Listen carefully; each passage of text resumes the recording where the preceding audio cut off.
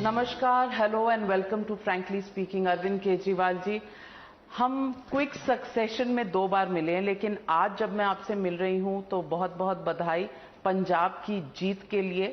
आपने क्या कभी अंदाजा किया था कि इस कदर इतनी बड़ी जीत मिलेगी, इतने बड़े मार्जिन? नहीं, हमें भी उम्मीद नहीं थी। ये ऐसा लगता तो था कि जो बातें हम कर रहे हैं एक आम आदमी की बात है। हम कहते थे भाई हम आपके बच्चों को अच्छी शिक्षा देंगे, आपके परिवार के लिए अच्छे स्वास्थ्य की व्यवस्था करेंगे, बिजली देंगे, पानी देंगे, सड़क देंगे। इनकी कोई आजकल राजनीति में बात करता नहीं है। तो हमें ये उम्मीद तो थी कि लोग हमारे बातों को पसंद कर रहे हैं। क्रेडिबिलिटी भी थी कि दिल्ली में इन लोगों ने करके दिखाया है, लेकिन हमें ये नहीं पता था कि जनता का इतना बड़ा आशीर्वाद मिलेगा। तो ये आशीर्वाद किस वजह से? क्योंकि बहुत से लोग कहते हैं कि आपने बहुत से प्रॉमिसेस किए, फ्रीबीज के वादे किए पंजाब के लोगों से, और कांटों भरा ताज है पंजाब का, क्योंकि तकरीबन 3 लाख करोड़ का डेट है पंजाब के ऊपर। और बस मुख्यमंत्री बनने के बाद मान साहब सीधा प्रधानमंत्री के पास गए 1 लाख करोड़ के पैकेज के लिए। पर जब हमारी पिछली बार बात हुई थी, आपने कहा था कि आपके पास पूरा फाइनेंशियल मॉडल मौजूद है कि आप कहां कहां बचा सकते हैं और पंजाब को ये पैसे इन चीजों के लिए दिलवा सकते हैं। तो क्यों सेंटर की जरूरत है? नहीं, सबसे लेंगे। सेंटर का मतलब कोई सेंटर कोई हमारा ही है, सेंटर भी हमारे ही है, प्रधानमंत्री भी हमारा ही है, केंद्र सरकार का जो पैसा है वो भी हमारा ही है। तो सब जगह से मदद लेंगे, सब जगह से मदद लेके पंजाब का विकास करेंगे। जो आप फ्री भी कह रहे हैं, कल दिल्ली का बजट प्रस्तुत हुआ, मोटे मोटे तौर पे उस बजट को देखा जाए तो वो 2 चीजें करता है। आज जो सबसे बड़ी परेशानियां देश के लोगों के सामने, एक रोजगार और एक महंगाई। तो ये महंगाई जो है, आज दिल्ली में लोगों की बिजली फ्री है, दिल्ली में लोगों को अच्छे स्कूल बन गए, बहुत शानदार सरकारी स्कूल बन गए। तो मान लो आपके 2 बच्चे हैं, एक बच्चे की 4-5 हज़ार रुपये तो खर्चा आ ही जाता है प्राइवेट स्कूल के अंदर, तो 10,000 रुपये महीने का खर्चा आता है। इस साल दिल्ली में 4.25 लाख बच्चों ने अपने प्राइवेट स्कूल से नाम कटवा के सरकारी स्कूल में भर्ती कराए हैं। इन सबके घर के 10-10 हज़ार रुपये बच गए। सबका हमने दिल्ली में इलाज मुफ्त कर दिया, चाहे अमीर हो चाहे गरीब हो। सरकारी अस्पतालों में शानदार इलाज कर दिया और सबका इलाज मुफ्त कर दिया। बड़ी से बड़ी बीमारी भी है, कितना भी दवाइयाँ, टेस्ट, सब वो पैसा बच गया। बिजली का पैसा बच गया, शिक्षा का पैसा बच गया, पानी फ्री किया हुआ, पानी का पैसा बच गया, और महिलाओं के लिए जो ट्रैवल है वो फ्री। तो 5 चीजें जो की हैं दिल्ली में, इससे लोगों की जिंदगियों में थोड़ी सी सहूलियत आई है। इतनी महंगाई के ज़माने में अगर हमने ये 5 चीज़ें लोगों को फ्री कर दी, इसको फ्री भी नहीं बोलते, इसको एक सेंसिटिव सरकार बोलते हैं। एक सरकार जो लोगों के प्रति सेंसिटिव है। अब पंजाब की आप बात करें, पंजाब में हमारी सरकार बनी 15 दिन भी नहीं हुए अभी सरकार बने हुए। 16 तारीख को शपथ ली थी, आज 25, 26, 27 तारीख है, 10 दिन हुए हैं। 10 दिन में भगवंत मान ने जो जो ऐलान किए हैं और जो जो निर्णय किए हैं, ऐसा माहौल पूरे पंजाब के अंदर अभी बना हुआ है जी, आज तक हमने कभी ऐसी सरकार नहीं देखी। आज भी कोई पंजाब से आए हुए थे, किसी गांव से लोग आए हुए थे, बता रहे थे जी किसी दफ्तर में आज चले जाओ पंजाब में, कोई रिश्वत नहीं मांग रहा। ये रिश्वतखोरी खत्म हो गई है पंजाब में। मैं ये नहीं कह रहा कम हो गई है, खत्म हो गई है रिश्वतखोरी पंजाब में। बहुत बड़ी बात है। उसने भी आते ही 25,000 नौकरियों का मान साहब ने ऐलान किया था। हम लोग जनता से जुड़े हुए हैं, ईमानदार हैं और देश के लिए काम करते हैं। अरविंद केजरीवाल जी, आप सोशल मीडिया देखते हैं? हाँ जी। ट्विटर देखते हैं, इंस्टाग्राम देखते हैं। तो आप अगर कभी भी अपने टाइमलाइन पे चले जाइए तो बीजेपी ने आपके खिलाफ तमाम चार्जेस डाले हैं, चाहे वो नौकरियों के हों, चाहे वो शिक्षा के हों, चाहे वो जो चीजें आप कह रहे हैं कि बिजली, पानी फ्री, हेल्थ फ्री, हर चीज पर क्रिटिसिज्म है और चार्ज है। नौकरियों के बारे में आपने कहा था 10 या 12 लाख, कल जो बजट के दौरान मनीष सिसोदिया जी ने जो नंबर बोला वो 1,78,000 था। नहीं, उन्होंने भी 12 लाख ही बोला है। उन्होंने कहा 1,78,000 सरकारी नौकरियां और 10 लाख प्राइवेट नौकरियां, तो दोनों मिला के लगभग 12 लाख हो गया, पौने 12 लाख। पर ये फिगर्स हैं कहाँ? क्योंकि सतीश उपाध्याय दिल्ली बीजेपी के जो मेंबर हैं, उन्होंने ट्वीट किया है कि 3,246 या कुछ नौकरियां हैं। अब इसमें सच क्या है? बीजेपी को तो छोड़ ही दो। बीजेपी तो विपक्षी पार्टी है, उनका धर्म है, वो तो हमें क्रिटिसाइज करेंगे ही, विपक्ष का धर्म निभा रहे हैं। तो दिल्ली में अगर 70 में से उनको 8 सीट मिली और पंजाब में 117 में से अगर उनको 0 सीट मिली, तो ये मान के चलो कि भाई जनता हमारे ऊपर विश्वास करती है। बीजेपी विश्वास नहीं करती, वो कोई बात नहीं, ना करे। आपने कहा आप एक सेंसिटिव सरकार चला रहे हैं। आपने जिस कदर असेंबली में एक स्टेटमेंट दिया कश्मीर फाइल्स के ऊपर, और वो कश्मीर फाइल्स टैक्स फ्री हो या ना हो, ये आपका अपना अधिकार क्षेत्र है। इस पर शायद किसी को कोई आपत्ति नहीं हो सकती अगर आप कोई भी व्यू लें इस पे, लेकिन ऐसा बीजेपी का कहना, ऐसे कई लोगों का कहना है कि जिस तरह से आपने कहा इस मुद्दे के बारे में वो इनसेंसिटिव था, और आपके पार्टी के जो ट्विटर हैंडल में जिस तरह इसको कहा गया कि ये झूठी कहानी है, उससे लोगों को ठेस पहुंची है, खास करके कश्मीरी पंडितों को, कश्मीरी हिंदुओं को।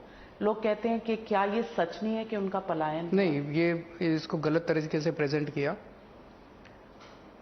कश्मीरी हिंदुओं के साथ बहुत बड़ा अन्याय हुआ, वो बहुत बड़ी त्रासदी थी। कई लोगों की जानें गईं, कई लोगों को अपने घर छोड़ के जाना पड़ा।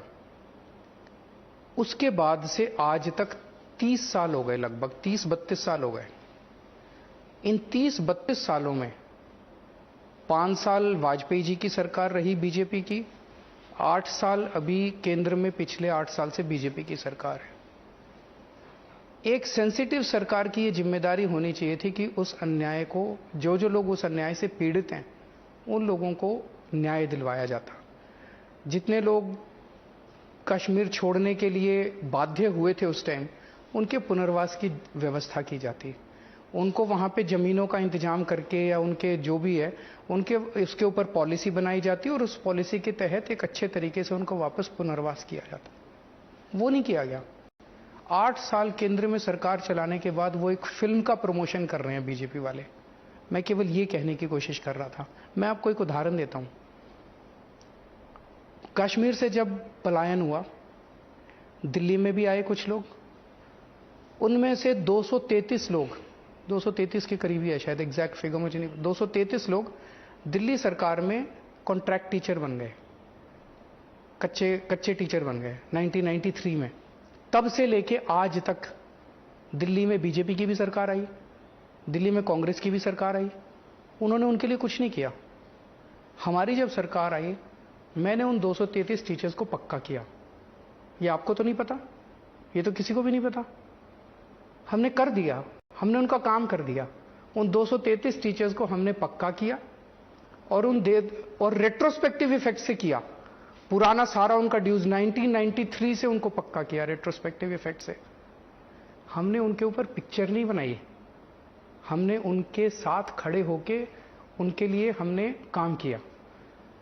यही करने की जरूरत है। मेरी केवल एक ही मांग है कि इतने साल हो गए उनकी त्रासदी को, आओ सारे मिलके, पार्टी लाइन छोड़ के सारे मिलके उनकी मदद करते हैं, उनको वापस अपने अपने घर जाने में मदद करते हैं, उन सब परिवारों का सहारा बनते हैं। उनके ऊपर पिक्चर बना के करोड़ों रुपए कमाना मुझे तो ठीक नहीं लगता। अगर किसी को ठीक लगता हो तो मैं कह नहीं सकता। केजरीवाल जी, 233 लोगों की आपने बात कही, 7 लाख लोगों का पलायन हुआ था, तो 233 को आपने नौकरी दी, पक्का किया, बहुत अच्छा किया। लेकिन अगर आप सोशल मीडिया पे जाएं तो जिस तरह से शायद आप हंसे, आपके पीछे के लोग हंसे, उसके मीम्स चल रहे हैं। वो तो बीजेपी कर रही है। हम कश्मीरी पंडितों पे थोड़ी हंसे, हम बीजेपी पे हंस रहे थे कि 8 साल सरकार चलाने के बाद बीजेपी अब अगर किसी पिक्चर के पोस्टर लगाती घूम रही है और पिक्चर का प्रमोशन कर रही है, ये इट्स वेरी इनसेंसिटिव। वो इनसेंसिटिव नहीं है, इट्स वेरी इनसेंसिटिव। 8 साल के बाद मतलब चलो भूल जाओ पुराना जो हुआ, आज से क्या हम सब लोग मिलकर एक संकल्प ले सकते हैं कि हम इनके लिए काम करेंगे? हम केंद्र सरकार के साथ मिलकर इस पे काम करने को तैयार हैं। क्या हम सारे मिलकर संकल्प ले सकते हैं? इस पे राजनीति करना बंद कर दिया जाए, अब कोई राजनीति ना करे। मैं सिर्फ इसलिए ये मुद्दा उठा रही हूं क्योंकि आप टैक्स फ्री करें या ना करें या आपके अधिकार क्षेत्र में, लेकिन लोग कंपैरिजन कर रहे हैं कि आपने सांड की आंख टैक्स फ्री कर दी, आपने नील बटे सन्नाटा टैक्स फ्री कर दी, आपने बीजेपी के लिए कश्मीर फाइल्स इंपॉर्टेंट हो सकती है, मेरे लिए कश्मीरी पंडित इंपॉर्टेंट है। ये क्या कंपैरिजंस हैं जो बीजेपी कर रही है? मीम्स बना रही है, वीडियो बना रही है, यही तो राजनीति है। किसी की त्रासदी के ऊपर अगर आप इतनी गंदी राजनीति कर रहे हैं, आप उनकी फिल्म बना के करोड़ों रुपए कमा रहे हैं, ये अच्छी बात नहीं है। मैं तो इसके से सहमत नहीं हूं। आज आपने 233 के मेरे हाथ में उतना ही था। आज अगर मैं केंद्र सरकार में होता, मैं पिक्चर नहीं बनाता उनके ऊपर, उन सबका हाथ पकड़ के उनको कश्मीर ले जाके वहीं बसाता जहां से उनको विस्थापित किया गया था। उनके अंदर एक कॉन्फिडेंस देता कि देश आपके साथ खड़ा है। आप पूछ लो कश्मीरी पंडितों से, उनको पिक्चर चाहिए कि रिहैबिलिटेशन चाहिए? Kejriwal ji, India against corruption के दौर में अनुपम खेर जी, जिन्होंने एक लीड रोल प्ले किया है इस फिल्म में, वो आपके साथ और इंडिया अगेंस्ट करप्शन के साथ जुड़े थे। मैंने उनसे भी इंटरव्यू किया 2 दिन पहले और उन्होंने कहा कि आपके टैक्स फ्री या करने या ना करने से उन्हें कोई खास दिक्कत नहीं है, लेकिन वो पर्सनल लेवल पर हर्ट हुए जिस तरह से इस इशू को हैंडल किया गया। आपको लगता है आज आप उनसे कुछ कहना चाहेंगे? नहीं, मैं किसी को कुछ नहीं कहना। मेरी सहानुभूति उन लोगों से है जो लोग विस्थापित हुए थे और जिनको 30-32 साल के बाद भी न्याय नहीं मिला। 30-32 साल के बाद उनको एक पिक्चर मिली, ये गलत है। मेरा आज फिर से, अभी तक इस पे राजनीति हुई, मेरी सबसे हाथ जोड़ के विनती है कि राजनीति बंद करो। आइए सब लोग मिलके, सभी पार्टियां मिलके, सभी सरकारें मिलके उनका रिहैबिलिटेशन करते हैं। अनुपम खेर के लिए कोई नहीं, मैं किसी के लिए क्यों कुछ बोलूं? वो एक एक्टर हैं, उनका काम अपना है, वो अपने हिसाब से वो फिल्म बना रहे हैं। उनका फिल्म बनाना गलत नहीं है, वो एक्टर हैं। जिस तरह से बीजेपी उसको प्रमोट कर रही है वो ये गलत है। आपने 8 साल में किया क्या उनके लिए? अब आप जिस तरह से प्रमोट कर रहे हो, जिस तरह से मेरा मजाक उड़ा रहे हो, जिस तरह से मीम्स बना रहे हो, ये क्या है? क्या कश्मीरी पंडितों को ये चाहिए या न्याय चाहिए? उनको न्याय चाहिए। न्याय कैसे मिलेगा? न्याय इसी तरह से मिलेगा, सब लोग मिलकर उनको रिहैबिलिटेशन करते हैं, उनका पुनर्वास करते हैं।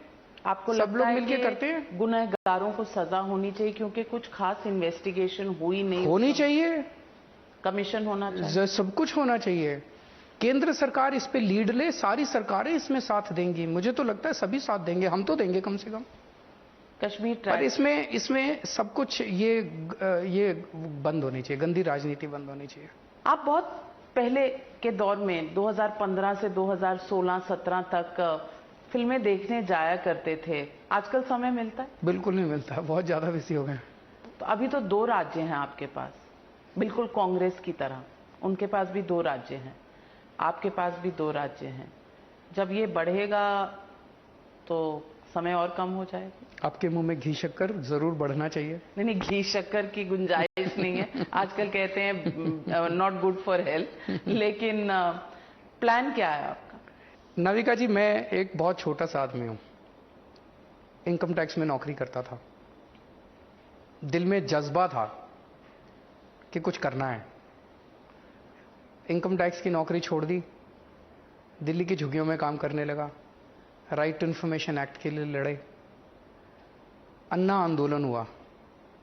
किसी ने सोचा था यार कि एक पार्टी बनाएंगे, फिर जो भी सर्कमस्टांसेस हुए एक पार्टी बनी।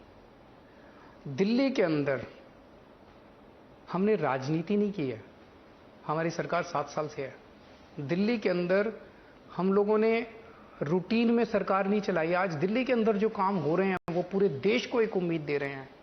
स्कूल अच्छे हो रहे हैं, स्वास्थ्य अच्छा हो रहा है, सड़कें अच्छी बन रही है, बिजली ठीक हो गई है, पानी ठीक हो गई है, महिलाएं खुश हैं, लोग खुश हैं। अब पंजाब के अंदर पंजाब के लोगों ने हमें मौका दिया है। जहां जहां लोग मौका देंगे हम काम करेंगे। मुझे अब ये लगता है कि हमें जानबूझ के 70-75 साल तक इस देश को पिछड़ा रखा गया, जानबूझ के इस देश को गरीब रखा गया, अनपढ़ रखा गया। ये ठीक हो सकता है। किसने रखा? सारी पार्टियों ने रखा। इतना भ्रष्टाचार, इतना भ्रष्टाचार, इतना भ्रष्टाचार। अगर 10 दिन के अंदर भगवंत मान पंजाब में भ्रष्टाचार खत्म कर सकता है, 49 दिन की सरकार में अगर दिल्ली में मैं भ्रष्टाचार खत्म कर सकता हूं, देश से 70 साल में भ्रष्टाचार 10 दिन बहुत कम नहीं है आकलन लगाने के लिए। आ रहा हूं मैं, इसीलिए 10 दिन के अंदर इतना होता है तो अभी तो 5 साल इंतजार कीजिए, कितना अच्छा काम होगा। 70 साल के अंदर ये पार्टियां भी तो कर सकती थी, क्यों नहीं किया? नीयत की बात है। नीचे से जो पैसा चलता है वो ऊपर तक जाता है। महीना, हफ्ता, डेली की कलेक्शन, हम वो पैसा लेते नहीं है। हमारी नीयत साफ है। तो अभी मेरे को कल पता चला कि पंजाब में कई सारे तहसीलदार जो हैं उनकी मीटिंग हुई है। उन्होंने कहा भाई अब ऊपर देना बंद, अब ऊपर देने की जरूरत नहीं है और हमारा भी लेना बंद, कोई नहीं लेगा अब। बड़ी बात है, ये बड़ा बदलाव, ये बहुत बड़ा क्रांतिकारी बदलाव है जिसको हम समझ नहीं पा रहे हैं, लेकिन जनता महसूस कर रही है। आपकी आम आदमी पार्टी है, आम आदमी की सरकार है, लेकिन 92 सीट जो आपकी आई हैं उसमें 63 ऐसे लोग हैं जो करोड़पति हैं। तो ये कैसे आम आदमी है? करोड़पति आम आदमी नहीं हो सकता। 92 में से 63 तो करोड़पति हैं, ईमानदारी से कमाया, गलत पैसा नहीं कमाया। ईमानदारी से जो पैसा कमाता है तो आजकल करोड़पति भी आम आदमी है। मैंने तो मेरा पहला भाषण उठा के देखो, सबसे पहला भाषण जो मैंने असेंबली में दिया था जब हमारी 49 दिन की सरकार बनी थी, उस टाइम मैंने कहा था कि कुछ लोग कह रहे हैं कि ये आम आदमी क्या है? आम आदमी वो है जो इस देश के अंदर ईमानदारी से पैसा कमाता है और देश के अंदर भ्रष्टाचार नहीं करता और चाहता है कि ये देश प्रगति करे, वो आम आदमी है। उसके पास पैसा है, उसके पास पैसा नहीं है, ये इंपॉर्टेंट नहीं है। मैं ये भी पूछना चाहती हूँ कि जिस तरह से आपने दिल्ली में फैसले लिए, दिल्ली पूरा राज्य नहीं है और आपने कई बार जो शॉर्टफॉल्स हुई हैं उसके लिए केंद्र को दोषी ठहराया है। क्या पंजाब में आपको ये लीवे मिलेगा? क्योंकि पंजाब फुल स्टेट है, पंजाब के पास जो जीएसटी रेवेन्यू है वो शॉर्ट ऑफ टारगेट आता है, पंजाब की फाइनेंशियल स्थिति सही नहीं है और आपसे अच्छा, क्योंकि आप इनकम टैक्स में रह चुके हैं, आपसे अच्छा नंबर्स कोई नहीं समझता। मैं आपसे पूछना चाहती हूं, और ये हमने चुनाव से पहले भी बात की थी, आपने कहा था कि कई जगह से पैसे रिलीज होंगे और आपने 54,000 करोड़ की बचत की भी बात की थी कि कहां-कहां से ये निकल सकते हैं। मैं पूछना चाहती हूं कि इनिशियली जब तक ये पैकेज सेंटर से आता है या नहीं आता है, आपका ऑब्जेक्टिव क्या है कि पंजाब में सबसे पहले क्या काम होने चाहिए? पंजाब की टीम तय करेगी और पंजाब की टीम काम कर रही है उस पर और अच्छा काम कर रही है। कितना समय दिया आपने? कोई समय की जरूरत ही नहीं। आप देखना बहुत जल्दी डिसीजंस होंगे, बहुत जल्दी, आपकी कल्पना से ज्यादा जल्दी डिसीजंस होंगे।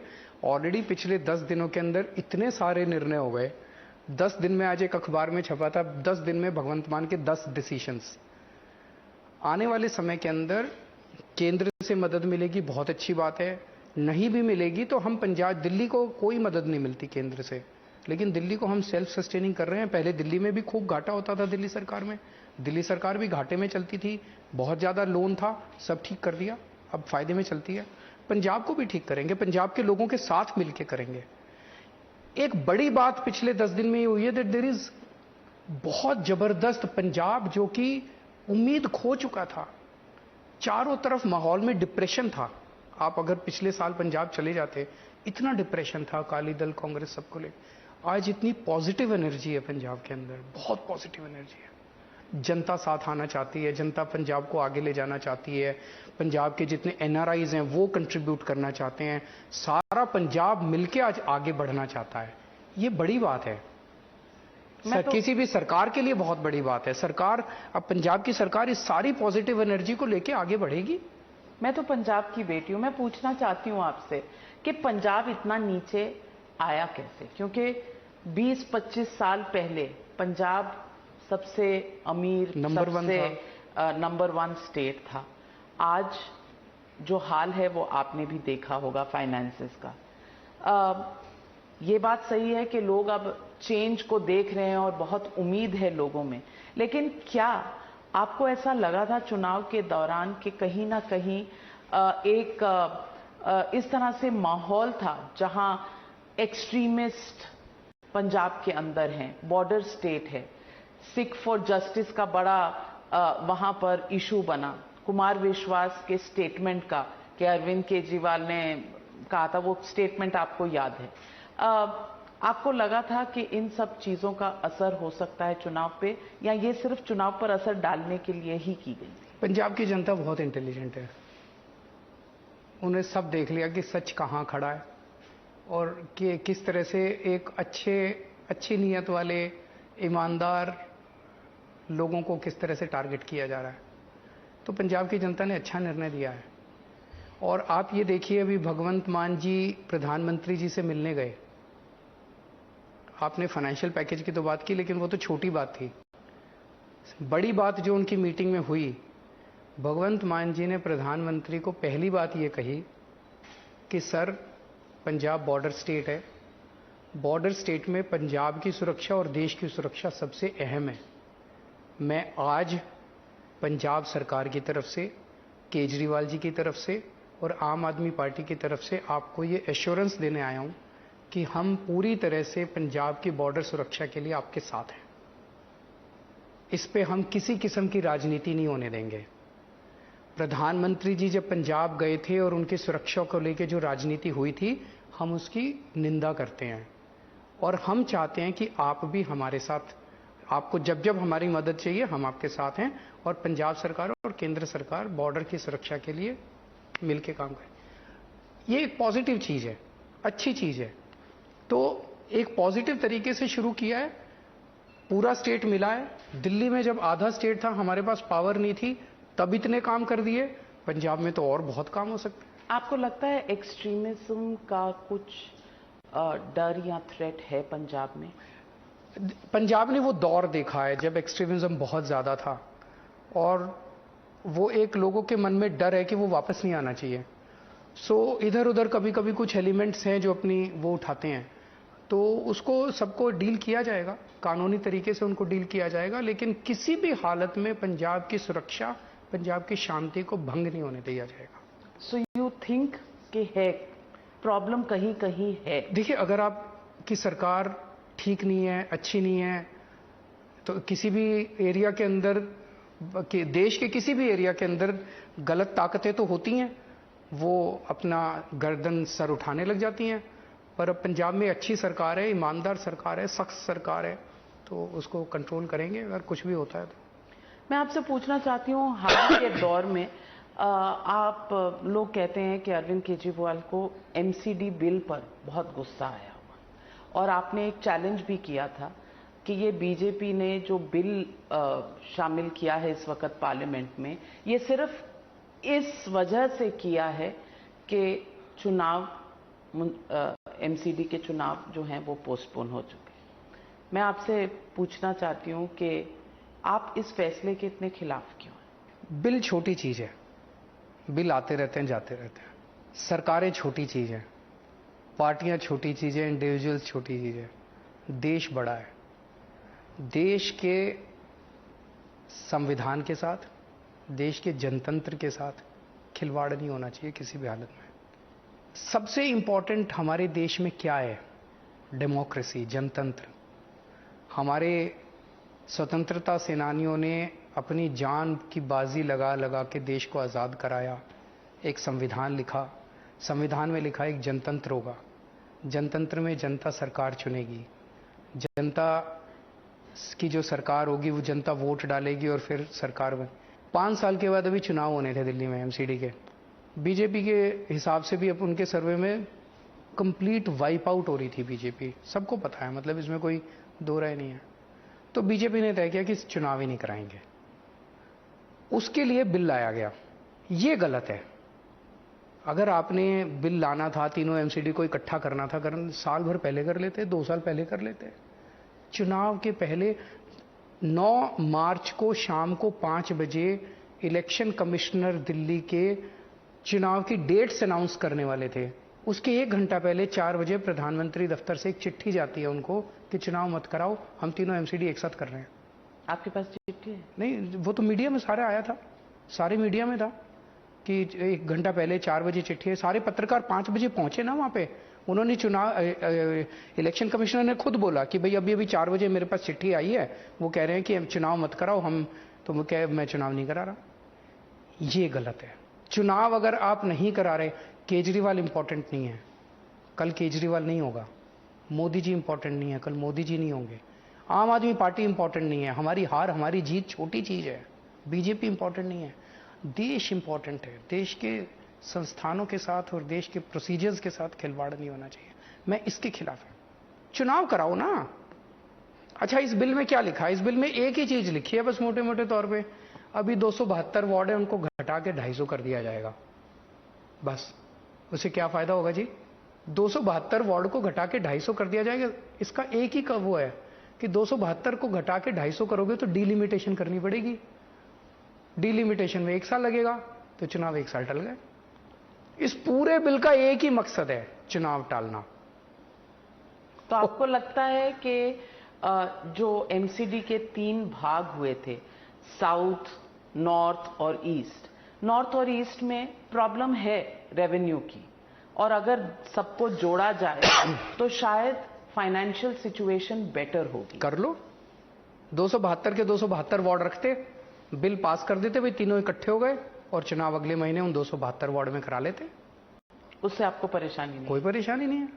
इशू ये थोड़ी था अगर इनको यूनिफिकेशन करना था तो पिछले साल कर लेते, चुनाव होने के बाद कर लेते। जब हमारा बन जाता या किसी का भी बन जाता, जो भी जीतता, तीनों एमसीडी एक साथ करने थे। पहले तीनों एमसीडी में एक साथ तो 272 वार्ड होते थे, अब डिस्ट्रीब्यूट हो गए। पहले सारे 272 काउंसलर एक असेंबली में बैठते थे, अब वो 3 असेंबली में बैठने लग गए। आप इनको तीनों को एक साथ करना चाहते हो, कर लो तीनों को एक साथ। चुनाव का इससे कोई लेना देना ही नहीं था। इशू ये था कि वो उनको डिलिमिटेशन का बहाना बना के चुनाव टालने थे।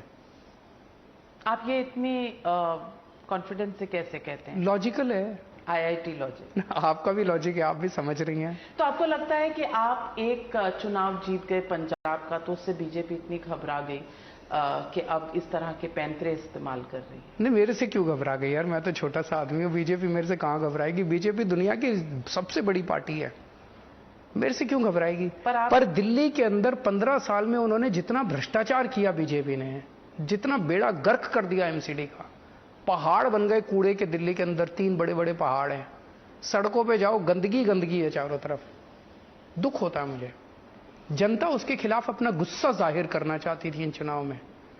तो बीजेपी मेरे से नहीं डरती, बीजेपी जनता से डरती है। पर यह भी तो है कि आप के बीच में और सेंटर के बीच में इश्यूज को रिजॉल्व करने के लिए सहयोग नहीं हो पाना। कैसे बताओ, कैसे करूं? उन्होंने मेरा door step delivery of ration बंद कर दिया। उन्होंने हमारे स्कूल बनाते हैं, स्कूल में तंग करते हैं। हम अस्पताल बनाते हैं, टीचर्स नहीं है। बहुत लोग कहते हैं कि टीचर्स की भर्ती नहीं है, और आप हमने गेस्ट टीचर्स लगाए।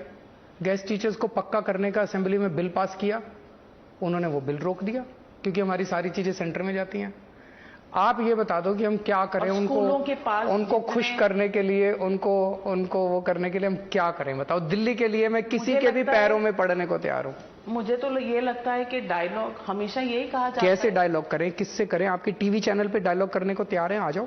आप कह रहे हैं कि आप अपॉइंटमेंट मांगते हैं, तो आपको अपॉइंटमेंट मिलता है, काम नहीं होते। कौन नहीं करता आपके काम? भाई जो भी हमारे मुद्दे अटके पड़े हैं वहां पे, जो भी होते हैं वो काम नहीं होते, आगे बढ़ती नहीं। एनीवे, उसको छोड़ो, वो कर लेंगे। सारी मुसीबतों के बावजूद, सारी अड़चनों के बावजूद आज दिल्ली में इतना शानदार काम हुआ है, उसको देख के पंजाब के लोगों ने वोट दिया और उसकी चर्चा पूरे देश में हो रही है। अभी गुजरात से बहुत लोग आए हुए थे मेरे पास, वो लोग बता रहे थे कि वो स्कूल देख के आए आज दिल्ली के। वो कह रहे थे जी इतने शानदार सरकारी स्कूल हमने अपनी जिंदगी में कभी नहीं देखे। मैं आपसे फिर से पूछना चाहती हूँ, आपने जरूर कहा कि दिल्ली में बहुत काम हुआ है और the proof of the pudding is in its eating. आप इलेक्शन जीत रहे हैं और इतने भारी मार्जिन से जीत रहे हैं, तो इस बात को कोई कॉन्टेस्ट नहीं करेगा। लेकिन फिर भी एक क्रिटिसिज्म उठता है कि ये जो शराब के ठेके कह दीजिए या शॉप्स कह दीजिए, ये बहुत न्यू एक्साइज पॉलिसी के तहत बहुत सारी ऐसी खुल गई हैं कि हर गली हर नुक्कड़ पर वाइन बियर शॉप नजर आ रही है। कितनी है? आप तो पत्रकार हैं, आपने तो ढूंढा होगा। कई हजारों हैं। पहले दिल्ली में 850 थी टोटल पूरी दिल्ली में, अब 550 है। 550 तो नहीं लगती, 550 है बिकॉज हर जगह हर लोकेलिटी में अब नजर आती है। उसका एक कारण ये है, मैं बता देता हूँ। पहले दिल्ली के अंदर बहुत सारे, पहले क्या था कि एक ही गली में 3 शॉप थे और बहुत सारे एरियाज ऐसे थे जहां पे एक भी शॉप नहीं थी, वहां पे इलीगल दारू बिकती थी। हमने इसका यूनिफॉर्म डिस्ट्रीब्यूशन कर दिया है, बस इतना किया है। हमने कहा कि कोई भी ड्राई एरिया नहीं होगा जहां पे इलीगल दारू, भगवान ने बचा लिया कि इलिसिट दारू नहीं थी, नकली दारू नहीं बिकी अभी तक। इलीगल थी, मतलब टैक्स की चोरी होती थी, वो इलीगल दारू बिकती थी बहुत ज्यादा दिल्ली के अंदर। हमने उसको यूनिफॉर्म कर दिया। टोटल दारू की दुकानें इस नई एक्साइज पॉलिसी के बाद कम हुई हैं, बढ़ी नहीं है। अरविंद केजरीवाल जी, आपने अभी हाल ही के चुनाव में उत्तराखंड में भी चुनाव लड़े, गोवा में भी लड़े और उत्तर प्रदेश में भी लड़े। उत्तराखंड में कोटियाल जी आपके चीफ मिनिस्टीरियल कैंडिडेट थे, चुनाव हारे ही नहीं, नंबर 3 पर थे। गोवा में आपने 2 सीटें जरूर जीती, तृणमूल के खिलाफ आप लड़े, लेकिन बहुत बड़ा सक्सेस नहीं मिला वहां पर भी और आपके चीफ मिनिस्टीरियल कैंडिडेट वहां पर भी चुनाव हार गए। उत्तर प्रदेश में एक भी सीट नहीं आई 403 में से, 0.38% आपका वोट शेयर था। कई जगह पे जमानत भी जब्त हो गई। मैं पूछना चाहती हूं कि जब आप पॉलिटिकल फ्यूचर की बात करते हैं आम आदमी पार्टी की, तो आपको लगता है कि आप जिस तरह से पंजाब में और दिल्ली में कांग्रेस के ऑल्टरनेटिव बन गए हैं, उस तरह से बाकी राज्यों में इतना शायद आसान ना हो? मेरे लिए सत्ता पाना, येन केन प्रकारेन सत्ता हथियाना, ये मेरे लिए इम्पोर्टेंट नहीं है। जैसा मैंने अभी कहा, मेरे लिए देश इम्पोर्टेंट है। मामूली सा आदमी था मैं, पार्टी बनी, हमें जनता ने मौका दिया, हमने काम करना शुरू किया। हमें भी उम्मीद नहीं थी कि इतनी जल्दी नतीजे आ जाएंगे। 10 साल के अंदर, 10 साल हुए हैं पार्टी को बने हुए, 2012 में बनी थी। 10 साल के अंदर 2 राज्य के लोगों ने, दिल्ली ने और पंजाब के लोगों ने हमें मौका दिया। हमने वहाँ काम करना शुरू किया है। जहाँ जहाँ लोग हमें मौका देंगे हम काम करेंगे, जहाँ लोग मौका नहीं देंगे ना सही। नहीं, आपके कहते हैं, very modest of you to say that, लेकिन हर अब तो आप पॉलिटिकल पार्टी हैं, आप एक रिकग्नाइज्ड पार्टी हैं, आपका एक सिंबल है, आप चुनाव में भागीदार हैं। मैं ये पूछना चाहती हूँ कि इट इज लेजिटिमेट, इसको इलेजिटिमेट कोई नहीं समझता कि अगर कोई पॉलिटिकल पार्टी अपना फुटप्रिंट एक्सपैंड करना चाहता है, क्योंकि आप अपना काम तभी दिखा पाएंगे जब आप चुनाव जीतेंगे। तो मैं ये एक्सपेंशन ऑफ फुटप्रिंट के लिए आप क्या समझते हैं कि आपने ऑलरेडी कैप्चर करी है वो पोजीशन जहां कांग्रेस एक बीजेपी की ऑल्टरनेटिव थी, अब शायद वो खड़ी नहीं हो पा रही है। अब लोग देख रहे हैं कि अरविंद केजरीवाल और आम आदमी पार्टी वो जगह ले सकती है। मैं यहाँ ना तो कांग्रेस को हराने आया हूँ, ना मैं यहाँ बीजेपी को हराने आया हूँ। मेरे सामने केवल और केवल देश है और उसी के लिए काम कर रहा हूँ मैं। जहाँ या तो ये पार्टियां कर लें काम, जहाँ जहाँ ये पार्टियां करेंगी अच्छी बात है, भ्रष्टाचार खत्म करें, ईमानदार सरकार चलाएं जैसे हम लोग चला रहे हैं, स्कूल अच्छे करें, अस्पताल अच्छे करें, देश को आगे लेके जाएं। और या फिर हम कोशिश करेंगे जहां जहां जनता मौका देगी फिर हम अपना काम करेंगे। तो आपको लगता है उत्तर प्रदेश, जहां से लोग कहते हैं कि अगर दिल्ली जाना हो तो उत्तर प्रदेश से सड़क निकलती है? हम तो दिल्ली में ही हैं। सॉरी, दिल्ली मतलब लोकसभा किस लिए जाना है? पर आप चुनाव लड़े थे, लड़ेंगे प्रधानमंत्री के खिलाफ वाराणसी से आप लड़े थे। जरूर लड़ेंगे। मैंने बार बार ये कहा, जैसा मैंने अभी कहा, मैं सबको ये कहता हूं कि तुम लोग भी ईमानदारी से सरकार चलाओ, तुम लोग भी स्कूल अच्छे करो, अस्पताल अच्छे करो। 75 साल खराब कर दिए हम लोगों ने। अब समय 75 साल किसी भी देश के इतिहास में बहुत लंबा समय होता है। 75 साल खराब हो गए, अब सुधर जाओ। अगर नहीं सुधरेंगे, बाकी पार्टियां नहीं सुधरेंगी, हम कोशिश करेंगे। और कोशिश करने, आजादी को भी तो 100 साल लगे थे, 100 साल के बाद आजादी मिली थी। हम कोशिश करते रहेंगे, कोशिश जारी रहेगी। कोशिश जारी रहेगी। इस वक्त शायद नोटा उत्तर प्रदेश में आपसे ऊपर है। सो बेट, इट डजंट डॉन्ट यू। इस कोशिश जारी रहनी चाहिए। तो गुजरात पर नजर है? किसी पे नजर नहीं है।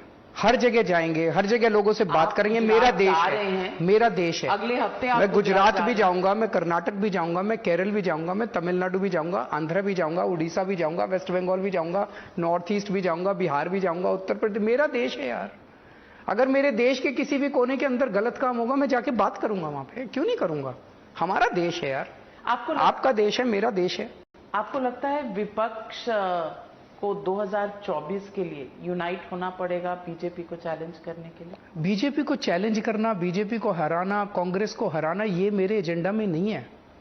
मेरा एजेंडा है इस देश के 130 करोड़ लोगों का कोलिशन बनाना। इस कोलिशन में मेरा इंटरेस्ट नहीं है। मेरा इंटरेस्ट है इस देश के लोगों का कोलिशन बनना चाहिए। इस देश के लोगों को, सबको जोड़ के, सभी डॉक्टर, सभी इंजीनियर, सभी किसान, सभी मजदूर, उनको सबको जोड़ के राष्ट्र निर्माण के लिए लगाया जाए। मैं समझता हूं हमारा देश बहुत बड़ी प्रगति कर सकता है। उस कोलिशन की तरफ मैं काम करूंगा, देश के लोगों को जोड़ूंगा मैं। ममता बनर्जी बंगाल से निकली और गोवा गई चुनाव लड़ने, और लोगों का ये कहना है कि शायद नेशनल एम्बिशंस हैं और एक और स्टेट में, यानी कि आउटसाइड बंगाल उनको प्रूव करना था। आपको लगता है कहीं ना कहीं ऑपोजिशन की स्ट्रेंथ को ये कम करता है? मुझे ये सब जोड़ तोड़ समझ नहीं आता, आप जो बातें करते हो। चलिए मैं दूसरी तरीके से पूछती हूँ। इस वक्त कांग्रेस की, मतलब पूछोगे यही, दूसरी तरीके से पूछोगे? पूछूंगी। हाँ ठीक है, पॉलिटिक्स है। नहीं जरूर। आप लेजिटिमेटली एक पॉलिटिकल पार्टी के हेड हैं। दो states, The only other opposition which has 2 states is the Congress party, जो इस वक्त राजस्थान में है, जहां आए दिन आप रिपोर्ट्स पढ़ रहे हैं। और इस वक्त बहुत बड़ा मुद्दा है दौसा में जो हुआ, लॉ एंड ऑर्डर। नहीं, मैं इसलिए मैंने ये कहा कि देखो, इस वक्त देश के लोगों के सामने 2 बड़ी समस्याएं हैं, रोजगार और महंगाई। अभी पिछले 1 घंटे के इंटरव्यू में हमने उस पर बिल्कुल बात नहीं की। मैंने आपसे पूछा, सुनो तो आप सही, 10 लाख 20 लाख कहते हैं, कोई मान नहीं रहा वो नंबर। सुनो तो सही। इस देश के लोगों को कोई इंटरेस्ट नहीं है केजरीवाल कहां से चुनाव लड़ेगा। इस देश के लोगों को कोई इंटरेस्ट नहीं है ममता बनर्जी कहां से लड़ेगी। लोगों के घर के खर्चे नहीं चल रहे, इतनी महंगाई हो गई है, नौकरियां चली गई है, कोविड की वजह से लोग परेशान हैं। कल जो बजट पेश किया उसमें स्कीम वाइज बताया है, मतलब 20 लाख नौकरियां कहां से आएंगी। और एक पिछले 6 महीने, हाँ मैं आ रहा हूं उस पर, पिछले 6 महीने में मनीष सिसोदिया जी ने और पूरी टीम ने ग्राउंड पे जाके मार्केट एसोसिएशन, ट्रेड एसोसिएशन के साथ बैठ के बात की है कि भाई तुम्हारे बाजार में क्या क्या करने की जरूरत है, कैसे नई दुकानें खुल सकती हैं, कैसे नए रोजगार मिल सकते हैं। उसमें 5 बाजार आइडेंटिफाई किए गए, इन बाजारों को रिनोवेट किया जाएगा, उससे इतने 1000 नौकरियां निकलेंगी, रोजगार निकलेंगे। गांधीनगर हमारा कपड़ों का मार्केट है, इसको रिनोवेट करेंगे, यहां से हमें इतने 1000 नौकरियां निकलेंगी। दिल्ली में फूड ट्रक्स की एक पॉलिसी बनाई जाएगी, जैसे वो ट्रक खड़े होते हैं ना, उससे इतने 1000 नौकरियां निकलेंगी। कम्युनिटी किचन बनाए जाएंगे, उससे इतने 1000 नौकरियां। नई स्टार्टअप पॉलिसी बनाई जाएगी, उससे इतनी नौकरियां निकलेंगी। दिल्ली फूड फेस्टिवल चालू किया, दिल्ली फेस्टिवल बनाया जाएगा 4 से 5 हफ्ते का, उससे इतना शानदार बजट है। उसी बजट में एक है कि स्ट्रीट चिल्ड्रन का जो रेड लाइट पे अगर आप गाड़ी रोको तो एक बच्चे आते हैं और बच्चे आपकी नॉक नॉक करते हैं, आप खिड़की बेचते हैं, कभी डस्टर बेचते हैं, आप खिड़की नीचे करते हो तो कोई पेन बेचता है, कोई खिलौना बेचता है, या वैसे ही पैसे मांग लेते हैं कि आज कुछ खाया नहीं है, कुछ दे दो, कुछ तो खरीद लो।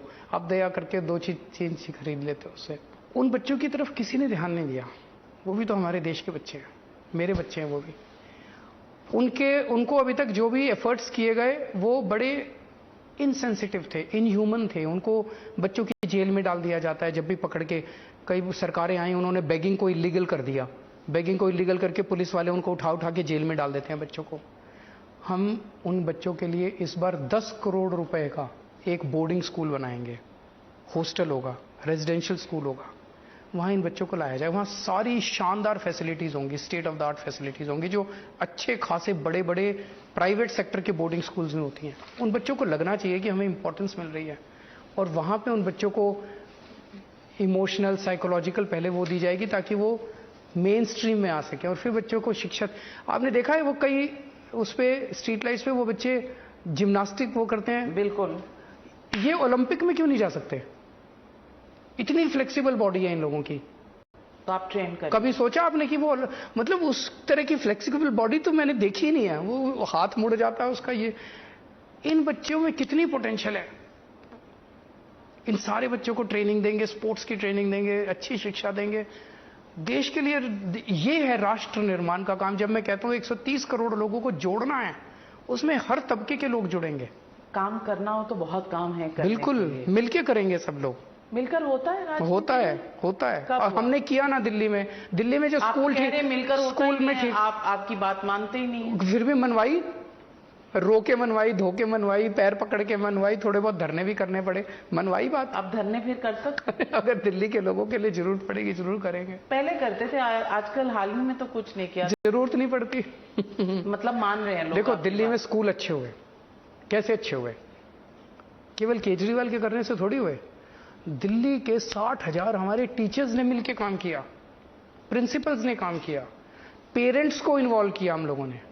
बच्चों के पेरेंट्स सब इस पूरे इसमें PTA, parent teacher meeting, PTM कभी सरकारी स्कूल में होती नहीं थी। अब बच्चे पेरेंट्स आते हैं, रिक्शे वाला आता है, मजदूर आता है, उसको टीचर बताती है, वो भी अपने बच्चे में इंटरेस्ट लेने लगा है। नहीं तो बच्चे की पढ़ाई में कौन इंटरेस्ट लेता था गरीबों के परिवार में? तो इतने 16 लाख बच्चों के पेरेंट्स को इन्वॉल्व किया, मिलके दिल्ली को आगे बढ़ाया है, मिलके देश को आगे बढ़ाएंगे। केजरीवाल जी, एक इंटरेस्टिंग सेगमेंट है, थोड़ा रैपिड फायर, तो थोड़े से इंटरेस्टिंग क्वेश्चन पूछूंगी। Rank these names based on their political wisdom. Narendra Modi, Amit Shah, Mamata Banerjee, Priyanka Gandhi, Rahul Gandhi. इस देश का आम आदमी, he has the best political wisdom. Rank these people based on their talent and commitment to serve people. Manish Sisodia, Raghav Chadda, Sanjay Singh, Bhagwant Mann. All of them, but more than that again आम आदमी। इनसे भी ज्यादा जो इस देश का आम आदमी है, उसको इस देश में सबसे ज्यादा। सुनो, मैं ये कहने के लिए नहीं कह रहा, आप सोचने की कोशिश करो। इस देश का जो आम आदमी है, सबसे ज्यादा इंटरेस्ट उसका है इस देश के अंदर, नेताओं का नहीं है। आम आदमी पार्टी का बेस्ट पार्टनर कौन हो सकता है? राहुल गांधी यानी कि कांग्रेस, ममता बनर्जी यानी कि टीएमसी, या कोई नहीं? आम आदमी इस देश का आम आदमी हमारा सबसे बड़ा पार्टनर है। एकला चलो। एकला क्यों? 130 करोड़ लोगों के साथ मिलके चलेंगे। पर राहुल गांधी और ममता बनर्जी की जरूरत नहीं। इस देश की सबसे बड़ी प्रॉब्लम इस देश के नेता और इस देश की पार्टियां हैं। हमें गवर्नेंस को जन आंदोलन बनाना है।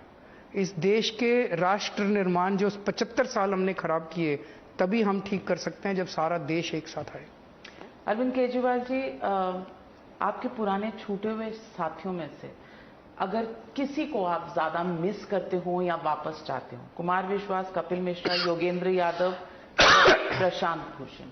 मैं किसी पे भी इंडिविजुअल पे टिप्पणी नहीं करना चाहूंगा।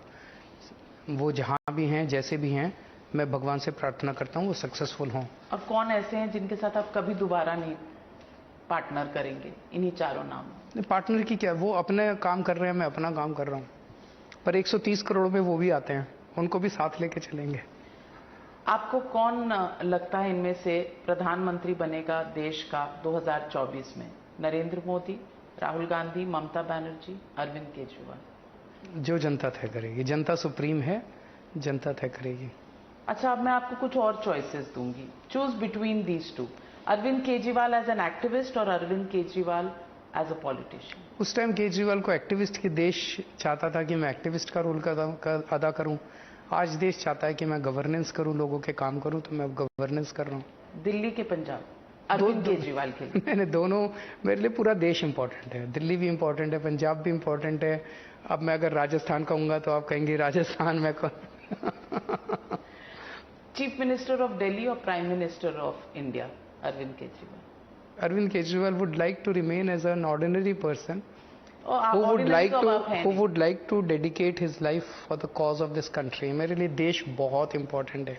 आप खुद सोचो, इनकम टैक्स कमिश्नर की नौकरी छोड़ के अगर कोई आदमी दिल्ली की झुग्गियों में जा सकता है तो कुछ ना अंदर कुछ आग तो है ना, देश के लिए कुछ तो सुलग रहा है अंदर। अरविंद केजरीवाल हिंदू है कि सेक्युलर है? अरविंद केजरीवाल भारतीय है।